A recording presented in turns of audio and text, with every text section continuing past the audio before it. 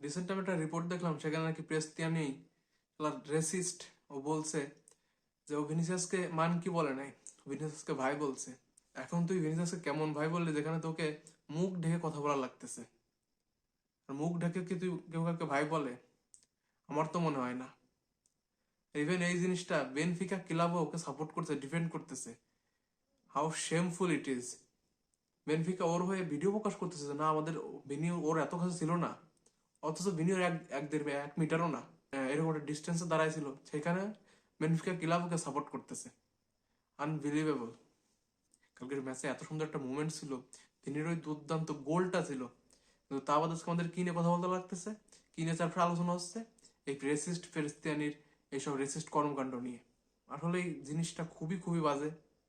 প্রথমে ভিনিস ওই দুর্দান্ত গোলটা করলো, তারপর কর্নার ফেলার ওইখানে যায় ভিনিস সেলিব্রেশনটা করলো, ডান্স করলো।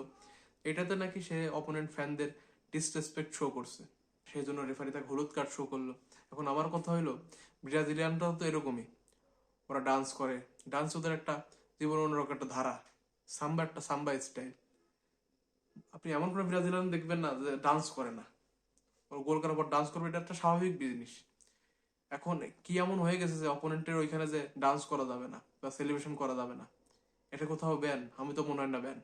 ইভেন আমরা ওয়ার্ল্ড কাপেও দেখি যে কত ধরনের সেলিব্রেশন হয়, কই ওয়ার্ল্ড কাপে তো এগুলো ব্যান হয় না। তাহলে ওয়ার্ল্ড কাপে এগুলো ব্যান কেন হয় না? নাকি এটা আলাদা ক্ষেত্রে এটার নামটা ভিনিসিয়াস, সেজন্য একটা এক্সট্রা প্রোটোকল জারি হয়েছে? তারপর ওইটা হয়ে গেল, ওইখানে সেলিব্রেশনের পর হলুদ কার্ড পেলো, ব্যাস চলে গেল। ওইখান থেকে পেস্তিনোর সাথে বেদার করতে চলে আসলো প্রথমে একবার, সেখানে কামাভিঙ্গের ওডিগারকে সরাই দিল। ইভেন তারপর যখন ম্যাচ রিস্টার্ট হবে, সেইখানে ও মুখ ঢেকে, চোরের মতো এভাবে মুখ ঢেকে ও ভিনিসিয়াসকে বলছে মান কি। কারণ ভিনিসিয়াস খুব ম্যাচুরিটিটা শো করছে ওইখানে, ও কোনো বাক বিতণ্ডায় না যায়, ও সরাসরি চলে গেছে রেফারির কাছে, রেফারির কাছে কমপ্লেন করছে রেসিস্টের বিষয়ে। রেফারি তখন রেসিস্টের যে সাইনটা সেটা শো করছে এবং ম্যাচ স্টপ করে দিয়েছে। এখন কথা হলো, তো তুই যদি ভাই বলবি, হেরমানই বলবি, তাহলে তুই মুখ ঢেকে কেন বললি? তো মুখ ঢাকার কোনো দরকার ছিল না। সেখানে এমবাপে ছিল পাশে, এমবাপে ক্লিয়ারলি ম্যাচের পরে বলছে যে আমি ওর নাম নিতে আমার ঘেন্না হচ্ছে, আমি ওর নামটা নিতে যাই না। ওর নামের বদলে বলছে যে বেনফিকার 25 নম্বর প্লেয়ার, এটা এমবাপে বলছে। আর এমবাপে নিজে এটা কনফিউজ করছে যে ও 5 বার ভিনিসিয়াসকে মান কি বলছে। তারপরে এইসব কিছু কিছু আবাল কন্টেন্ট ক্রিয়েটর, আমাদের দেশে কিছু মানুষজন এই রেসিস্টকে ডিফেন্ড করতেছে। এখন ওইখানে ওতামেন্দি ছিল, ওতামেন্দি ভিনিসিয়াসের ওতামেন্দিকে বলছে তুমি খুব বাজে। ওতামেন্দি ভিনিসিয়াসকে তার world cup tattoo, Copa America tattoo দেখা যাচ্ছে, ওইটা আমি একটা ব্যান্ডার হিসেবে ধরলাম, ওইটা নিয়ে কোনো কথা বলতেছে না, কেউ বলবেও না। কারণ ওটা দুইজনের ভেতরে একটা ব্যান্টার ছিল, সেটা ব্যান্ডার হিসেবে ধরেছে, ওইটা কোনো বর্ণবাদী আচরণ ছিল না। কিন্তু প্রেস্টেনে যেটা করছে, এটা খুবই একটা খারাপ বিষয়। এতগুলো ক্যামেরা, যা সে জানতো যে মাঠের ভেতর ক্যামেরার অভাব নেই, তাকে কোনো না কোনো ভাবে তার লিপ রিড করেই ফেলবে, তাই সে চালাকি করে কি করলো, তার ফেসে এই পর্যন্ত কভার করে রাখলো। আর এই প্রেস্তেনি এত বড় নির্লজ্জ, ও ম্যাচের পরে বলতেছে আমি এই ধরনের কিছু বলি না, আমি হেরমানো বলছি। মানে কোন লেভেলে নির্লজ্জ হইলে এই ধরনের কথা বলতে পারে? মানে ওর নাম বলতে আমারও এখন ঘৃণা আসছে। ইভেন যখন ওই ঘটনার পরে এমবাপে তোকে বলছিল তুই একটা রেসিস্ট, তুই একটা রেসিস্ট, তাহলে এমবাপে তোকে মুখ ডাকলো না? তাহলে কি এমবাপে ওখানে মুখ ডাকার দরকার ছিল না? কই এমবাপে তো ডাকলো না মুখ, তাহলে তুই কেন মুখ ঢাকলি? তুই তো ভালো কথা বলার জন্য আর মুখ ঢাকিস নাই। আর তুই সেটাকে আইরনি ভাবে ডিফেন্ড করিস যে না আমি এরকম বলি নাই। মানে এইরকম মিথ্যা কথা আর্জেন্টাইনদের বলাই সম্ভব, তারা ছাড়া কারো বলা সম্ভব না। আর একজন প্রকৃত রেসিস্ট ছাড়া এরকম কথা বলা সম্ভবই না। এই ঘটনাটাও একটা জিনিস ভালো হয়েছে কি, রিয়াল মাদ্রিদের কাছে একটা মোটিভ আছে সেকেন্ড লেগে আরো ভালো করার, আরো ভালো মতো জেতার। সেই মোটিভটা কি, ভিনিসিয়াসের অপমানের বদলা নেওয়া। ভিনিসিয়াসের পিছনে যে টিমকে দাঁড়াইছি, যে আমাদের টিমের যে সলিডারিটি যেটা শো করছে সব প্লেয়াররা ভিনিসিয়াসের পক্ষে, যে রিয়াল মাদ্রিদ আমরা 1-1.5 মাস আগে একদম ভেঙে গেছিল। মানে চাবি আলোনসো স্যাক হওয়ার পর রিপোর্ট ছিল যে দল দুই ভাগে বিভক্ত হয়ে গেছে, একদিকে এমবাপে একদিকে ভিনি। সেই জায়গা থেকে আজকে ভিনির পিছনে পুরো দল, এমবাপে বলেন, ভালভার্দে, সোয়ামেনি, রুডিগার, কামাভিঙ্গা, ট্রেন্ট, সবাই। তো এর থেকে ভালো আর কি হইতে পারতো? যে দলটা মানে একদম ভেঙে টুকরো টুকরো হয়ে যাচ্ছিল, সেই দলটা এরকম একসাথে একজোট হয়ে গেছে, একদম একটা ফ্যামিলি এফসির মতো। এর থেকে ভালো আর কি হয়তো কিছু হতে পারতো না। আর সেকেন্ড লেগে এই ঘটনাটা হওয়ার পরে আমাদের মানে জয়ের কোনো বিকল্প না, আর আমাদের জয় ছাড়া আমরা কিছু দেখতেওছি না। তারপরে আসি কি, কালকে জোসে মরিনো কি বলছে, জোসে মরিনো বলছে ভিনিসিয়াসের 60,000 দর্শকের সামনে কিভাবে সেলিব্রেট করা উচিত সেটা জানা উচিত ছিল। সে তার টিমমেটদের সাথে সেলিব্রেট করুক, কিন্তু 60,000 দর্শকের সামনে না। সে কেন সেলিব্রেট করবে না? যেমন আপনি যদি এই কথা বলেন যে সে অপোনেন্ট ফ্যানদের সামনে সেলিব্রেট করতে পারবেন না, তাহলে আপনি কি করে আসছেন? আমরা কেন আপনার ফ্যান? আপনার আইরনিটা কোথায়? আপনি যখন বার্নাব্যুতে সবাইকে এরকম চুপ করতে বলেন, যখন এরকম এরকম করতে বলেন, তাহলে সেইগুলা কি ছিল? অপোনেন্টের স্টুডেন্ট সেগুলো কি ছিল? আর আপনি এসে বলতেছেন অপোনেন্টের ফ্যানদের সামনে এভাবে ডিসরেসপেক্ট শো করা যাবে না, এভাবে ডান্স করা যাবে না, এভাবে সেলিব্রেশন করা যাবে না, টিমমেটদের সাথে সেলিব্রেট করতে হবে। How funny it is! You are a great manager but don't make yourself a joker now. এখন আসে পুরো ম্যাচে। কালকে ম্যাচে প্রথমত দুসুমনে আবার একটা কি জিনিস ট্রাই করছিল, যে কালকে বলছিল যে রিয়াল মাদ্রিদ তো ওয়ার্ক রেট ভালো থাকবে না, আগের আগের ম্যাচে তো ওয়ার্ক রেট ল্যাপস আসবে, কিন্তু ওয়ার্ক স্লো হয়ে যাবে, টিম আবার স্লিপ ডাউন মোডে চলে যাবে রিয়াল মাদ্রিদ, তখন আমরা ওদের অ্যাটাক করব এবং আমরা গোল আদায় করে নিব। কারণ আমাদের দুই উইং এ পেরেস্তিয়ানি দ্য রেসিস্ট আছে, আর এক পাশে আছে স্কালড্রপ, আর সামনে আছে ভালভেদিস। তো এইগুলো এদের সবাইকে দিয়ে আমরা অ্যাটাকগুলোকে এক্সপ্লয়েট করব এবং স্পেস গুলোকে কাউন্টার অ্যাটাক করে আমরা গোল বের করে নেব। কিন্তু কালকে একটা ভালো জিনিস হচ্ছে কি, তাদের প্লেয়ারদের স্পিড থাকলেও তাদের যে টেকনিক্যালিটিটা থাকা উচিত সেটা কিন্তু তাদের নাই, যেটা রিয়াল মাদ্রিদে ভরে ভরে আছে, কিন্তু তাদের ভেতর নাই। সেই জন্য সেইখানে তারা কিছুই করতে পারে নাই। তারা কয়েকটা অ্যাটাক নিলে পরেও তারা কালকে কোনো কাজের কাজ করতে পারে না। ইভেন কালকে আমাদের ডিফেন্স বলি, কালকে আমাদের ডিফেন্স ছিল রক সলিড। মানে অনেকদিন পরে এখন ডিফেন্সে সবার এরকম ভালো একটা পারফরমেন্স, সেটা রুডিগার বলি, ডিন হুজেন বলি, ট্রেন্ট বলি, ক্যারেরাস বলি, সবার দুর্দান্ত বড় কিছু পারফরমেন্স ছিল কালকে। আর কালকে এমন না বেনফিকা ট্রাই করছিল, আর বেনফিকা ট্রাই করতেছিল, ইভেন কয়েক কিছু কিছু বারে ওরা ক্যারাসকে বিটও করতেছিল। কিন্তু কালকে কি হয়েছে, আমাদের প্লেয়াররা যে ওয়ার্ক রেটটা দিছে সেটা ছিল আনবিলিভেবল। সেটা হয়তো জোসে মরিনও ভাবতে পারি নাই যে গত ম্যাচের মাদ্রিদের সাথে এই মাদ্রিদের এত বড় তফাৎ হবে। কালকে জোসে মরিনও কোনো কাজে আর আমরা করতে দিই নাই, না তাকে আমরা ভালো মতো প্রেস করতে দিছি, না তাকে ভালো মতো কাউন্টার করতে দিছি। ইভেন প্রতিটা অ্যাটাককে আমরা দুর্দান্তভাবে আটকায় দিছি, প্রতিটা অ্যাটাককে। এমন না যে আমরা শুধু অ্যাটাক কনসিড করতেছিলাম, আমরাও অ্যাটাক করতেছিলাম। ইভেন বেনফিকা গট লাকি যে আমরা প্রথম হাফে কোনো গোল পাই নাই। আমরা ম্যাচের প্রথম 15 থেকে 25 মিনিট পর্যন্ত ছিলাম একবারে একটু ভালনারেবল, আমরা অ্যাটাক করতেছিলাম, ওরা অ্যাটাক করতেছিল, কিন্তু ওদের অ্যাটাকের যে শার্পনেসটা ছিল সেটা কিছুটা দেখা যাচ্ছিল, কিন্তু অতটাও ছিল না। কারণ আমরা প্রতিটা অ্যাটাককে বাঞ্চার করে দিচ্ছিলাম, হয় কারোরা বাঞ্চার করতেছিল, নয় ঢিনুজেন ক্লিয়ার করতেছিল, রুডিগার ক্লিয়ার করতেছিল, অথবা ট্রেন বা ভালভার্দে সবাই অ্যাটাকগুলোকে বাদ দিয়ে দিচ্ছিল, কিংবা অ্যাটাকগুলোকে স্লো ডাউন করে দিচ্ছিল বা ডেড করে দিচ্ছিল। উল্টে আমরা আবারও কাউন্টারে যাচ্ছিলাম। কিন্তু কালকে সমস্যা হয়েছে কি, প্রথম হাফে আমরা তারপর থেকে প্রথম হাফে পুরো যে বেনফিকার উপরও জেকে বসেছিলাম আমরা, মানে জালের মতো চারপাশে যেরকম মাছ ধরার সময় জাল চারপাশে ছাড়াই নেয় না, এগুলো তো ওইভাবে জেকে ধরছিল বেনফিকাকে, অ্যাটাকের পর অ্যাটাক। সেখানে ও যদি আমরা ফিনিশ করতে পারে নাই। কালকে এমবাপের একদম পিওরলি টপ গেম গেছে এমবাপের, যেখানে অন্যদিন হলে এমবাপে এরকম এরকম চান্স পাইলে সে তিনটার তো দুইটা চান্স কাজে লাগাই দিত। আর সেখানে কালকে আমার ভিনিসিয়াস মিস করছে, এমবাপে মিস করছে, আর তো গোলারে অফ টার্গেট শট ছিল। তো সব মিলে প্রথম একটা একদম বাজে গেছে আমাদের। সেখানে ইভেনচুয়ালি আমরা অনেক গোলে আগে যেতে পারতাম, 2-3 গোলে, সেখানে কিন্তু একটা গোলও পাই না।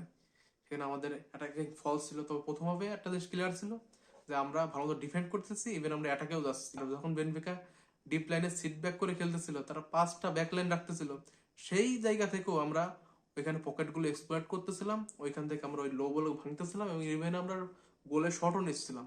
ফার্স্ট হাফের আমাদের প্রাপ্য ছিল এইটাই। তারপর সেকেন্ড হাফের শুরুতে থেকেই আমরা একদম মানে ফ্লুইডিটি যে থাকে টিমের ভিতর, এখন আর এমবাপে আর ভিনিসিয়াস একবার এত কাছাকাছি থাকে না। ভিনিসিয়াস লেফটে থাকে, এমবাপে থাকতে একদম রাইট অ্যান্ড মিডের ভিতর জায়গা একটা জায়গা থাকে, সেইখানে থাকে একদম তারা একসাথে লেগে থাকবে এমন কোনো কথা নেই। কারণ ট্রেন্টের হাতে দলের ফ্লুইডিটিটা খুব বেশি বেড়ে গেছে। আমাদের দল বর্তমানে দুইটা সেকশনে কাজ করে। একটা হলো গিয়ে কামাভিঙ্গা, ভিনিসিয়াস আর ক্যারেরাস, আর একটা হলো গিয়ে ভালভার্দে, কুলের এবং ট্রেন্ট। এই যে আলাদা আলাদা দুই পাশে দুইটা ট্রায়াঙ্গেল সেকশন থাকে, এটার জন্য লেফট সাইডে আমাদের যে নির্ভরতাটা ছিল সেটা অনেকাংশ কমে গেছে। এখন শুধু আমরা লেফট সাইড দিয়ে অ্যাটাক করি না, আমরা রাইট সাইড দিয়ে অ্যাটাক করা শুরু করছি। এটা কেন হয়েছে? একমাত্র শুধুমাত্র ট্রেন্টের জন্য। ইভেন কালকে ম্যাচে যদি আপনি দেখে থাকেন, যেমন একদিকে যেমন আলভারো ক্যারাস দুর্দান্ত, তার সাথে যে কামাভিঙ্গা ভিনিসিয়াস যে কম্বিনেশনটা দিন দিন আরো দৃঢ় হচ্ছে, যে তারা যে সবাই একসাথে সিঙ্কে কাজ করতে পারতেছে, এটা যেমন আমরা দেখতে পাচ্ছি, তেমনি অপর পাশে ভালভার্দে, ট্রেন্ট এবং গুলের যে কম্বিনেশনটা সেটাও আমরা দেখতে পাচ্ছি। এক্ষেত্রে কি হচ্ছে, ভিনিসিয়াসের উপর ডিপেন্ডেন্সিটা কমে যাচ্ছে, আর ওইদিকে সব দিক থেকে আমরা অ্যাটাক গুলো এক্সপেক্ট করতে পারতেছি। শুধু আমরা পিছের একদিক থেকে অ্যাটাক না, আমরা সব দিক থেকে অ্যাটাক করতে পারতেছি, ইভেন মিডিল বলেন, রাইট বলেন, লেফট বলেন, সব দিক থেকে। আর তারপর আসি ভিনিসিয়াসের দুর্দান্ত গোল। আসলে এরকম ক্লাস মোমেন্ট, এরকম গোলে তো ভিনিসিয়াসের পক্ষে সম্ভব। কালকে জাস্ট আমরা একটা গ্লিমস দেখছি যে হোয়াট হি ক্যান ডু। আপনি তো মনে করেন এইটা ভিনিসিয়াসের best, he is still not even 60% of his potential what he has shown us in 23-24 season. It is just 50 or 60% of his potential. He can do way more. ওই position থেকে ভিনিসিয়াসের শটটা, এরকম শট আমি লাস্ট দেখছি জিরোনার সাথে Vinicius করছিল 2023-24 সালে। আর সেখানের পর কালকে আমি ভিনিসিয়াসকে দেখলাম একটা শট নিতে, আর সেরকম একদম টপ ড্রয়ার ফিনিশ, একদম টপ বিন কাল, মানে দুর্দান্ত, মানে এসব গোল আপনি লুপে দেখতে পারবেন। আর তার গোলের পর সেলিব্রেশন, তারপরে তো আসলো মেসের ওই বর্ণবাদী আচরণের ওই মুহূর্তটা। এখন এইখানে কথা বললে কি, যারা যারা ভিনি এই বিষয়টা নিয়ে খুব তুচ্ছতাচ্ছিল্য করতেছেন বা ভাবতেছেন যে এটা খুবই নর্মাল, আর যারা পেস্তিয়াকে ডিফেন্ড করতেছেন এই জিনিসটা নিয়ে, আমি তাদের বলবো আপনাদের বেসিকেই সমস্যা, আপনাদের গোড়ায় গলদ। আপনারা একটা মানুষকে রেসপেক্ট করতে পারেন না, যে তার গায়ের রঙের জন্য মানুষ তাকে একটা মান কি বলতেছে, এই জিনিসটাকে আপনি সাপোর্ট করতেছেন, তাহলে ভাই আপনি একজন রেসিস্টেন্স কম না। ফুটবলে রেসিস্টের কোনো জায়গা নাই। আপনি যদি এটা ডিফেন্ড করেন তাহলে আপনি একটা বড় রেসিস্ট। কারণ কোনো মানুষই একটা ভালো কথা বলে সে মুখ ঢেকে কথা বলবে না। আমরা জানি ফুটবল অনেক সময় এরকম মুখ ঢেকে কথা বলার নিয়ম বলে মানুষ, যাতে তাদের লিপ রিড না করতে পারে, কিন্তু কোনোভাবে মানুষ এরকম কাজ করে না। আর এটা এখানে ভিনিসিয়াস বা এমবাপের কোনো স্বার্থ নাই যে আমরা একটা এক গোলে লিডে আছি যেখানে, সেইখানে শুধু শুধু আমরা একটা মিথ্যা কথা বলবো ভিনিসিয়াস যে না ও আমাকে মান কি বলছে, মানে হুদায় না, কোনো কারণ ছাড়াই। আর কালকে বেনফিকা ফ্যানরা যা করছে, তারা জানছে কি জানে নাই যে ম্যাচের ভিতর কি চলতেছে। তারা বল পাইলে এভাবে, বল পাইলে ভিনিসিয়াস বল পাইলে হেভিলি হুইসেল করছে। তারা জানে না তাদের টিমের একজন প্লেয়ার ভিনিসিয়াসকে এবারে অ্যাবিউজ করছে। কালকের ম্যাচের পরে বেনফিকা হেভিলি স্যাংশন হবে, তাদের অনেক অনেক ফাইন গোনা লাগবে, ইভেন ব্যানও হইতে পারে কোনো কোনো ক্ষেত্রে, তাদের একটা গ্রুপ ফ্যান গ্রুপ হইতে পারে ব্যান। কারণ তারা ম্যাচের ভিতর বোতল ছোড়া, ছুরি ছুটছে, একটা ছোট পকেট ছুরি, তারপর গ্যাস লাইট এগুলো ছুটছে, মানে খুবই বিস্তৃত একটা পরিবেশ। আর সেখান থেকে যে আমরা 1-0 গোলে জয় নিয়ে ফিরে আসছি, সেটা আমার লাস্টে স্বস্তি লাগতেছে। মানে everything goes against us after that incident. Even ম্যাচের পরে টানেলের ভিতর বেনফিকার কিছু স্টাফরা আসছিল মারামারি করতে রিয়াল মাদ্রিদ ড্রেসিং রুমের দিকে। চিন্তা করা যায় মানে কোন লেভেলের, মানে নিম্ন মানসিকতা হইলে এরকম করতে পারে। ওই ইনসিডেন্টের পরে ম্যাচ আবার শুরু হইলো, সেইখানে তারপর থেকে বেনফিকা এমন না যে ট্রাই করে না, তার অনেকগুলো ট্রাই করছে, কিন্তু কালকে আমাদের ডিফেন্স ছিল দুর্দান্ত। প্রথমত বলতে গেলে রুডিগার, অনেকদিন পর রুডিগারের কোনো ফল্ট ছাড়া ম্যাচ দেখলাম। কারণ রুডিগারের ক্ষেত্রে কালকে একটা সিঙ্গেল মিস্টেক করে নাই রুডিগার, মানে সবগুলো প্রেশার জন্য কাম ভাবে হ্যান্ডেল করছে। সেটা pressure ball, on the ball, off the ball বলেন, যে কোনো মুভমেন্ট বলেন, সবখানে রুডিগার ছিল top notch. Tackle, heading, ball progression, সামনে যে কর্নারের সময় থাকা, সব দিক থেকে রুডিগার ছিল top notch, one of the best performance in recent times. আর তারপর থেকে, আর তারপরে আসি হলো ডিন হুজেনকে নিয়ে। লাস্ট ম্যাচ ওই পেনাল্টিটা কনসিড করার পর ডিন হুজেন তার রিডেমশনটা খুব ভালোভাবে নিল। এটা আপনি সচরাচর দেখে থাকবেন না যে একটা প্লেয়ার এরকম ডাউন খেলার পরে এরকম এত ভালো একটা পারফরমেন্স দিতে পারে। আর যখন ডিন হুজেন কোনো এক্সপিরিয়েন্স প্লেয়ারের সাথে থাকে, সে তার লেভেলটা অটোমেটিকলি আপ করে, আর সেটা কালকে হয়েছে। রুডিগার বর্তমান টিমের একটা লিডার। আপনি দেখবেন যে লাস্ট ম্যাচে পেনাল্টি পাওয়ার পরে Rudiger was one of the player যে ডিন হুজেনকে হাইপ আপ করছিল, যে কোনো সমস্যা নাই, ঠিক আছে, কারেজ আপ করতেছিল। তো এটাই কালকে রুডিগার ক্ষেত্রে, ডিন হুজের ক্ষেত্রে হয়েছে। কালকে ডিন হুজেন ম্যাচের ভিতরে সবচেয়ে বেশি সাকসেসফুল পাসিং দিয়েছে, সবগুলো এরিয়াল ডুয়েল জিতছে, 3টা ক্লিয়ারেন্স ছিল, লং বল ছিল, সবকিছু ছিল ডিনোজের টপ নস। মনে হচ্ছে ডিনোজন ফিরে আসতে বারবার। এই জন্য একটা জিনিস কি, ডিনোজনের সাথে ওর একটা ডিফেন্সিভ পেয়ার ঠিক করতে হবে। কারণ আমাদের ডিফেন্স ওর সাথে কোনো আমরা ডিফেন্সিভ পেয়ারই দিতে পারছি না যে লং টার্ম ওর সাথে খেলবে। না রুডিগার থাকতেছে, না অ্যাসেন্সিও থাকতেছে, না মিলেতো থাকতেছে। মাঝে মাঝে ও একাই কনসিস্টেন্ট করা থাকে, বাদ বাকি ওর পাশের জন পাল্টাইতে থাকে। আর তারপর একটা জিনিস কি, ম্যাচের বর্তমানে ট্রেন্ডের সময় সবচেয়ে সুন্দর যে জিনিসটা হয়েছে টেরেন্টার ভালভার্দের কম্বিনেশনটা। দুইজন যে এত সুন্দরভাবে কমপ্লিমেন্ট করে, আমরা সবাই জানি যে ট্রেন্টের ডিফেন্সিভলি একটু দুর্বলতা, সেই জায়গাটাকে ভালভার্দে এত সুন্দরভাবে ঢাকতেছে প্রতিটা ম্যাচে। ট্রেন্টের পায়ে যখন বল, কিন্তু বল যখন আগায় নিয়ে যাবে, তখন আর পিছনে চিন্তা করা লাগে না যে আমার রাইট ব্যাকে কি হচ্ছে, তখন ভালভার্দে অটোমেটিকলি ইজ দেয়ার। তারপর আসি কালকে কামাভিঙ্গা, সোয়ামেনি কালকে one of the best performer. আমরা বলতাম না আগে যেরকম আমাদের দুই পাশে দুই উইং, বা আমাদের দুই পাশে দুই ফুল ব্যাক উপরে উঠে যাইতো, কিন্তু আমরা স্টেবল থাকতাম। এটা কি জন্য? ক্যাসেমিরো থাকতো। কারণ ঠিক সোয়ামেনু সেই রোলটা প্লে করছে। অনেকদিন পর সোমেনের কাছ থেকে এরকম একটা পারফরমেন্স, আমি খুবই সন্তুষ্ট সোমেনের পারফরমেন্স থেকে। মানে রক সলিড যাকে বলে, সামনে বল প্রোগ্রেশন বলেন, উইনিং বল উইন বলেন, সব দিক থেকে সোয়ামিনি ছিল টপ নচ। অনেকদিন পর সোয়ামিনি এরকম একটা ম্যাচ দেখলাম, আর সেটা সত্যিই খুব স্বস্তিদায়ক। এখন আমরা যাচ্ছি সিজনের বিজনেস এন্ডে, আর সেখানে আমাদের প্লেয়ারদের এরকম পারফরমেন্সটা আসলে খুবই আশা জাগা নিয়ে। আর এটার সবচেয়ে বড় ক্রেডিট যায় আরবেলোর ক্ষেত্রে, কারণ আরবেলো ছিল একদম টপ নচ। আর আরবেলোর যে কাম অ্যান্ড কম্পোজ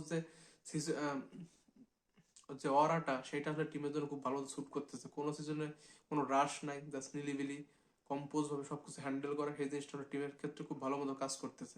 তাহলে কামাবিঙ্গা ছিল দুর্দান্ত, কিছু কিছু মিস্টেক ছিল কামাবিঙ্গা সোমানির, তবে ও সব কিছু ধরা ভিতরে পড়ে না, সবকিছু ছিল দুর্দান্ত। ইভেন কামাবিঙ্গার কালকে যে সব শার্প টান ছিল, যে বল প্রোগ্রেশনের যে আগায় যাওয়া ছিল, সবকিছু নিয়ে কামাবিঙ্গা ছিল one of the best player.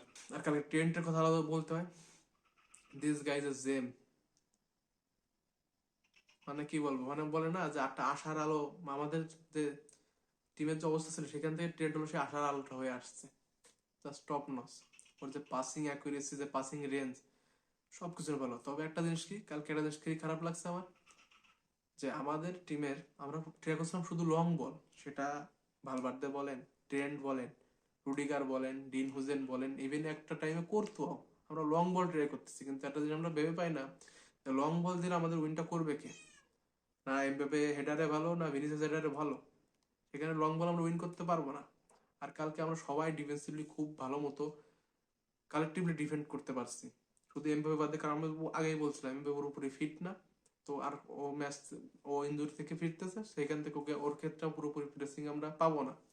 আর একটা কোশ্চেন আছে ভিনিসিয়াস করবে কিনা, তবে ভিনিসিয়াস কালকে প্রচুর পরিমাণ ড্রপ ডাউন করে খেলছে, সে বল এখান থেকে হোল্ড করে নিয়ে সামনে আগায় গেছে, তো সেই জিনিসটা দুর্দান্ত। তো সব মিলে ওভারঅল আরবেলো আন্ডার যে সিস্টেমটা দেখতেছি, যে সে চার, যে লাস্ট ম্যাচ যখন বেনফিকাসে আমরা হারলাম, সে 4-3-3 খেলতেছিল। আর এই ম্যাচে আর তারপর সে 4-4-2 ফরমেশন শিফটটা করলো, সেখানে আমরা যে ট্রায়াঙ্গেল ট্রায়াঙ্গেল খেলতেছি মাঝখান দিয়ে, তারপর এমভাবে একদম ভালো ভালো বল প্রোভাইড করতে পারতেছি, সেটা কামাভিঙ্গা করুক, ট্রেন্ড করুক বা গুলার করুক, সবকিছু মিলে আর হলো যে 4-4-2 সিস্টেমটা, এটা খুব ভালো মতো ওয়ার্ক করতেছে, এটাই আমরা চাই। এখন আসি সেকেন্ড হাফে। বার্নাব্যুতে খুবই একটা, আমি চাই বার্নাব্যুতে খুব একটা হস্টাইল পরিবেশ হোক। এই যে বর্ণবাদটা, এই যে রেসিস্টটা, ওকে বোঝাই দেওয়া যে বার্নাব্যু কি জিনিস, আর ওকে জন্য 1 মিনিটের জন্য আমরা শান্তিতে না থাকতে দিই বার্নাব্যুতে। আর বার্নাব্যুতে এখন আমাদের কাছে হায়ার স্টেক, যে আমাদের ম্যাচটা জিততে হবে, আমাদের জিততে হবে। আর বেনফিকাকে আর এই পেস দিয়ে নিয়ে দেখাই দিতে হবে যে বর্ণবাদের কোনো জায়গা নেই ফুটবলে। এই ভেদালটা সবচেয়ে ভালো অ্যাডভান্টেজ কি হয়েছে রিয়াল মাদ্রিদ, আমাদের টিমের যে বন্ডিংটা, যেটা এত ভালো হচ্ছে। আর এমবাপ্পের কথা আলাদা বলতে হয়, he is a born leader, he is a true leader. ও যেভাবে টিমমেটদের ডিফেন্ড করতেছে বারবার, he is a future captain, you can see it. And hats off to Mbappe, যে এখানে জায়গায় এইসব জায়গায় হোল্ড ব্যাক না করে নিজের টিমমেটদের সাথে দাঁড়ানো, আর ওইভাবে সবার জনসম্মুখে ওই প্রেস তিনিয়াকে বলা যে তুই একটা রেসিস্ট, হি হ্যাভ বলস, I have to say this. সব মিলিয়ে ভালো খারাপ দিক একটা আছে একটা টিমে। তবে আমি এমন ভাবে এইটা বলতেছি না যে এই টিম নিয়ে আমরা লা লিগা বা চ্যাম্পিয়ন্স লিগ করে জিতে যাবো। এখনো আমাদের অনেক কিছু মিস্টেক আছে, এখনো ডিফেন্সিভলি ফল আছে, যে মিডফিল্ডে এখনো কিছু আমাদের কারেকশন করা বাকি। আর সেটা জুট বেলিং আসার পর আবার এই মিডফিল্ড কেমন বিহেভ করে সেটাও দেখা বাকি। তবে সব মিলিয়ে যে জিনিসটা যেদিকে আগাচ্ছে, আসলে খুবই আশা জাগা নিয়ে জিনিসটা। আর আশা আপনার আমরা মাদ্রিদ হিসাবে এই জিনিসটা নিয়ে আশাবাদী হইতেই পারি যে আলভারো আরবেলো আর এই মাদ্রিদ ভালো একটা কিছু করতে যাচ্ছে এই সিজনে বিজনেস ইন্ডিয়া এসে। এখানে আমরা লা লিগাতে টপ অফ দ্য টেবিল, আর ফার্স্ট লিগে জয় নিয়ে ফেললাম, বান্নাবুতে সেকেন্ড লিগ হবে। তো সবকিছু আশা করি ভালো দিক হবে। আর এর উপর শেষ করতে চাই যে ফুটবলে বর্ণবাদের কোনো জায়গা নেই। আজরা এই রেসিস্ট ফেস থেকে ডিফেন্ড করতেছেন, প্লিজ ভাই মাথা ডাক্তার দেখান, তাছাড়া কোনো উপায় নেই। দিন শেষে আপনাদেরকে মতামত এই ম্যাচ নিয়ে আর এইসব ইভেন্ট নিয়ে আপনারা কি মতামত দিতে চান অবশ্যই জানাবেন। আর কত ম্যাচে রিয়াল মাদ্রিদের বেস্ট পারফর্মার কে ছিল অবশ্যই জানাবেন কমেন্ট সেকশনে। সাথে রাখবেন তো পোস্ট মাদ্রিদ বিয়ন্ডের, ইট ইস তো সাইনিং অফ। আলা মাদ্রিদিনা নামাজ।